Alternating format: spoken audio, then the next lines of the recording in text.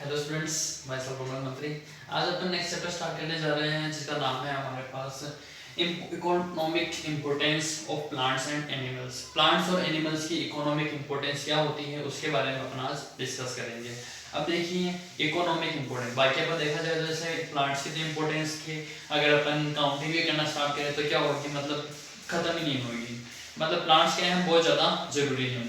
और बात आती है कि भाई प्लांट्स की इंपॉर्टेंस की प्रॉब्लम के साथ में क्या है, एनिमल्स भी इनके साथ साथ उसी तरीके से इंपॉर्टेंस है। मतलब सब चीज़ों की इंपॉर्टेंस क्या है, इक्वल है। प्लांट्स हो चाहे एनिमल्स सब एक दूसरे के ऊपर डिपेंडेंट है। अगर प्लांट्स नहीं होंगे तो अपन भी नहीं रह सकते हैं, और अपन नहीं होंगे तो प्लांट्स भी नहीं हो सकते हैं। ठीक है, तो दोनों चीज़ें क्या है, आपस में रिलेटेड हैं, इसलिए दोनों का बैलेंस बना रहना जरूरी है। अब अपन इकोनॉमिक इंपॉर्टेंस के बारे में बात कर रहे हैं, जो अपन चीज़ें यूज करते हैं प्लांट्स और एनिमल्स से उनके बारे में। ठीक है, देखिए अब जैसे अपने डेली की जो रिक्वायरमेंट होती है वो क्या चीज होती है, कोई भी मान लो जैसे कोई भी पर्सन है, कोई भी आदमी है, उसकी नॉर्मल रिक्वायरमेंट क्या होती है, फूड, क्लॉथ एंड हाउस। ठीक है ना, एक तो रहने की जगह और खाने की और पहनने के लिए कपड़ा, ये तीनों चीज़ों की रिक्वायरमेंट होती है। ये तीनों चीज़ों की रिक्वायरमेंट कहाँ से पूरी होती है, प्लांट से, क्योंकि आपको खाने के लिए जो खाना मिलता है वो कहाँ से मिलता है, प्लांट से। पहनने के लिए जो कपड़े बनते हैं वो किससे होते हैं, प्लांट से बने हुए हैं। फिर बाद में तीसरी बात होगी कि भाई जो अपने जिस जगह पे अपन रहते हैं वो जगह जो बनी होती है वो ज़्यादातर किसकी बनी होती है, प्लांट्स के जो लकड़ी वगैरह होती है उनसे ही बनी हुई होती है। ठीक है, तो मतलब क्या हो गया, डायरेक्टली इनडायरेक्टली अपन हर तरीके से प्लांट को पूरी तरीके से डिपेंडेंट है। तो इसलिए अपने इम्पोर्ट अपना मतलब एक तरीके से जो कर्तव्य बनता है कि अपन क्या करना चाहिए, प्लांट्स को सेफ रखना चाहिए, बचाना चाहिए। इससे पहले वाले चैप्टर में हमने यही पढ़ा था फॉरेस्ट किस तरीके से इंपॉर्टेंट है, और इसके बारे में अपन इससे रिलेटेड हमसे क्या क्या प्रोडक्ट अपन को मिलते हैं उनके बारे में अपन इस चैप्टर में अच्छे तरीके से पढ़ेंगे। ठीक है, देखिए शुरू करते हैं। Economic importance of plants. ठीक है, प्लांट्स की इकोनॉमिक इंपॉर्टेंस क्या होती है। The plants of economic importance can be classified into the following groups. Plants की जो इकोनॉमिक इंपॉर्टेंस होती है उसको अलग अलग ग्रुप में डिवाइड किया गया है। देखिए कौन कौन सी हैं। एडिबल प्लांट्स, एडिबल प्लांट्स यानी कि जिनसे प्रोडक्ट मिलते हैं उनको अपन खाते हैं वो वाले। द प्लांट्स और their products used as food are called edible plants. Plants या प्लांट्स के इस प्रोडक्ट जिनको खाने के लिए काम में लिया जाता है उनको क्या बोलते हैं, एडिबल प्लांट्स। ठीक है, मतलब खाने के लिए क्या क्या होते हैं, बहुत सारी चीजें तो अपन खाने के लिए काम में लेते हैं। सीरियल्स यानी कि अनाज, पल्सेस, ऑयल, ये सब क्या होती हैं, प्लांट्स के जो प्रोडक्ट होते हैं अपन इनको खाने के काम में लेते हैं। चाहे सब्जी वगैरह हो गई, वो सब्जी किससे मिलती है, अपन को प्लांट से ही मिलती है। ठीक है, next medicinal plants. Medicinal plants यानी कि ऐसे प्लांट्स जिनकी मेडिकल वैल्यू होती है, यानी कि मान लीजिए जैसे कि जो मेडिसिन वगैरह बनती हैं उनको बनाने के लिए इस टाइप के प्लांट्स का यूज किया जाता है। और मेडिकल वैल्यू क्या है आपकी अपन जानते हैं, मतलब जो भी अपने टैबलेट वगैरह आती हैं वो भी उनके अंदर जो मतलब मटेरियल भरा हुआ होता है वो सब क्या होता है, बन के एक्चुअल में प्लांट से ही आता है, क्योंकि डायरेक्ट कोई भी मटेरियल तैयार नहीं होता है। ठीक है, देखिए The plants or the products of plants are used for medicines, यानी कि प्लांट्स और प्लांट्स के प्रोडक्ट जिनका यूज किया जाता है मेडिसिन के लिए आर कॉल्ड मेडिसिनल प्लांट्स, इनको बोलते हैं medicinal plants.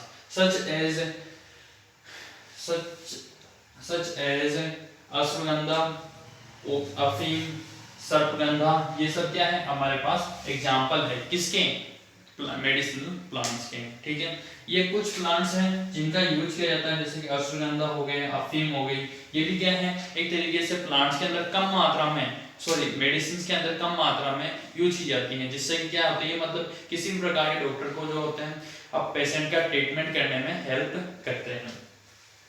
Next would providing plants, ऐसे प्लांट्स जो लकड़ी प्रोवाइड कर रहे हैं, लकड़ी प्रोवाइड करने वाले प्लांट्स भी होते हैं। The plants whose wood is used as building material are called wood or timber plants. ऐसे प्लांट्स जिनकी लकड़ियों का यूज किया जाता है बिल्डिंग बनाने के लिए उनको बोलते हैं वुड प्लांट्स या टिम्बर प्लांट्स। ठीक है, एग्जांपल लेंगे अपने पास टीक, शीशम और रोहिड़ा, देवदार, बबूल, ये सब क्या है कुछ ऐसे एग्जांपल्स हैं जो बड़े बड़े इनके पेड़ होते हैं और इनकी जो लकड़ियां होती हैं उनको बिल्डिंग बनाने के लिए काम में लिया जाता है। ठीक है, नेक्स्ट प्लांट्स यील्डिंग फाइबर, ऐसे प्लांट्स जो फाइबर प्रोवाइड करते हैं या फाइबर का उत्पादन करते हैं। Fibre yielding plants produce fibre, fibre yielding plants जो क्या होते हैं वो प्रोड्यूस करते हैं फाइबर। और which is used in textile industries, और जिनका यूज किया जाता है टेक्सटाइल इंडस्ट्रीज में। फाइबर यानी कि धागा जिसको बनाया जाता है। And so the second basic need of human, और अपनी जो सबसे दूसरी जो आवश्यकता होती है, जरूरी आवश्यकता, उसको पूरा करता है। तीन जरूरी आवश्यकता क्या क्या है अपनी? रोटी कपड़ा मकान। उसमें से कपड़ा यानी कि क्या क्या हो गया अपने पास? Food, health, food, cloth and shelter. ठीक है, तो क्लॉथ यानी कपड़े की जो रिक्वायरमेंट है वो कौन पूरी करा रहे हैं? प्लांट्स।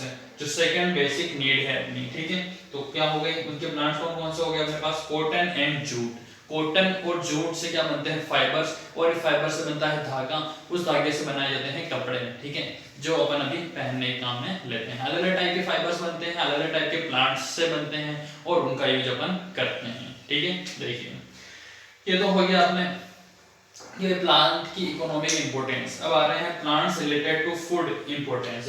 अब प्लांट्स जो होते हैं उनकी फूड खाने के रूप में क्या इंपोर्टेंस होती है, उसके बारे में अपन डिस्कस करने जा रहे हैं। देखिएगा, सेरेल्स, फर्स्ट है सेरेल्स यानी कि अनाज। जो अनाज के अंदर सारा जाता है अपने पास, चाहे गेहूं, चावल, मक्का, ये सब। ठीक है, देखिएगा, it includes the members of grass family which produce grain which are rich in carbohydrates। ठीक है, इसके अंदर उन फैमिलीज को इंक्लूड किया जाता है प्लांट्स की जो क्या होती है? घास से संबंधित होती है। मतलब छोटे प्लांट्स होते हैं जो अनाज पैदा करते हैं, ग्रेन्स पैदा करते हैं। ठीक है, और जिनके ग्रेन्स के अंदर क्या होती है? कार्बोहाइड्रेट रिच होते हैं। मतलब कार्बोहाइड्रेट की मात्रा प्रॉपर होती है, पूरी तरीके से होती है, ज्यादा होती है। Carbohydrates are required for energy. Carbohydrate की जरूरत किस लिए होती है? एनर्जी प्रोवाइड करने के लिए। अपनी बॉडी को जो काम करने के लिए, कोई भी एक्टिविटी करने के लिए एनर्जी की जो जरूरत होती है, वो एनर्जी कहाँ से प्रोवाइड होती है? हमें कार्बोहाइड्रेट से। इसलिए अपन जो खाना खाते हैं उसमें कार्बोहाइड्रेट, प्रोटीन, सारे जो मिनरल्स होते हैं वो जरूरी होते हैं। देखिए, सम इंपॉर्टेंट ग्रेन्स आर, कुछ इंपॉर्टेंट ग्रेन्स कौन कौन से होते हैं उनके बारे में अपन डिस्कस करने जा रहे हैं। फर्स्ट है व्हीट। ये सबसे इंपॉर्टेंट ग्रेन है जो अपने पास नॉर्थ इंडिया में काम में लिया जाता है। इसका साइंटिफिक नेम है ट्राइटिसियम एस्टिवियम। ठीक है, इनके साइंटिफिक नेम भी हमको थोड़ा ध्यान रखने पड़ेंगे, ट्राइटिसियम और एस्टिवियम। ठीक है, फिर आगे अपने पास आ गया है, इसके बारे में अपन पढ़ने जा रहे हैं। ये कौन से टाइप की क्रॉप है? रबी क्रॉप। अपने पास तीन टाइप की क्रॉप होती है, रबी, खरीफ और जायद। ठीक है, और व्हीट कौन से टाइप की क्रॉप होती है? Rabi crop. It is rabi crop and main source of food in northern India. Northern India में ये खाने का सबसे बड़ा सोर्स होता है। Main varieties of wheat are Sonalika, Kalyan, सोना,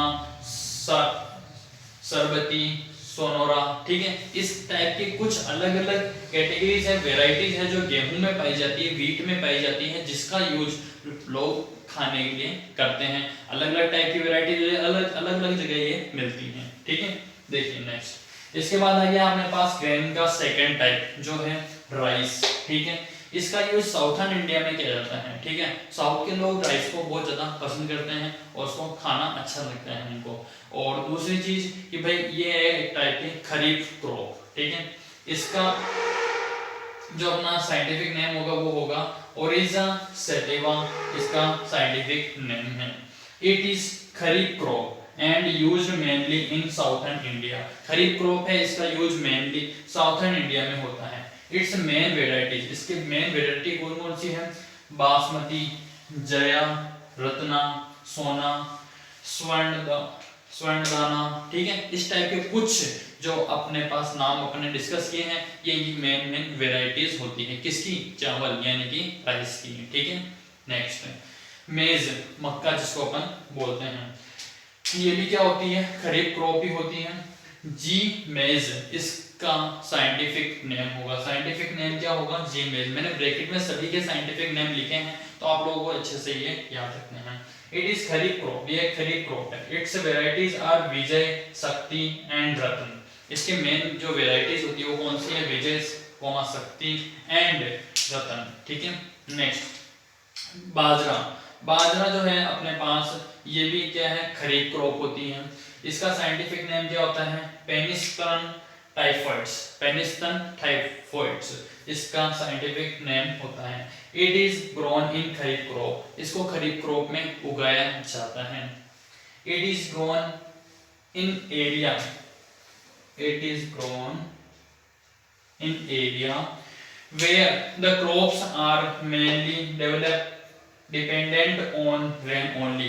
इनको ऐसी जगह पे उगाया जाता है जहाँ पे जो फसलें होती हैं यानी क्रॉप्स होती है टोटली डिपेंडेंट होती है बारिश के पानी के ऊपर, ठीक है ना। ये मतलब अलग से उनको पानी देने की जरूरत नहीं हो, टोटल पानी जो है कहाँ से मिलेगा, बारिश से आने वाला ही पानी मिलेगा।